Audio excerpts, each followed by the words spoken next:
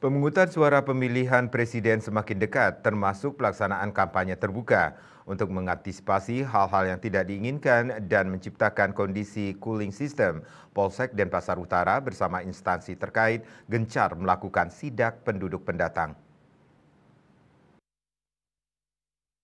Pada Kamis 18 Januari pukul 19 WITA, sidak penduduk pendatang dilaksanakan di lingkungan Banjar Pucaksari, Desa Dangin Purikau. Kegiatan ini melibatkan perwakilan Camat Denpasar Utara, Satpol PP, Pecalang, aparat desa dan dusun, serta TNI.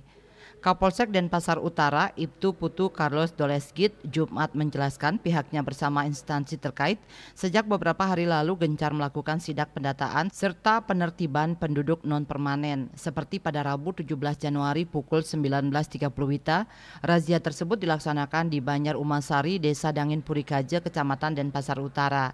Kegiatan ini dilaksanakan dalam rangka cipta kondisi kondusif dan calling system menjelang pemungutan suara pemilu 2024. Tujuannya untuk menghindari hal-hal yang tidak diinginkan dan potensi kerawanan serta potensi gangguan keamanan di wilayah Kecamatan Denpasar Utara. Sedangkan pada Selasa 16 Januari pihaknya melakukan razia di lingkungan Banjar Mertagangga, Desa Ubung Kaja dan tidak ditemukan pelanggaran.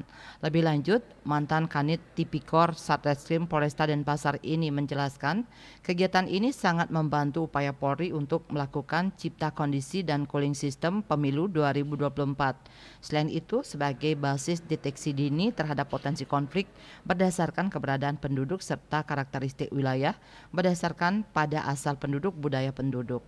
Kertanegara Bali Pos melaporkan.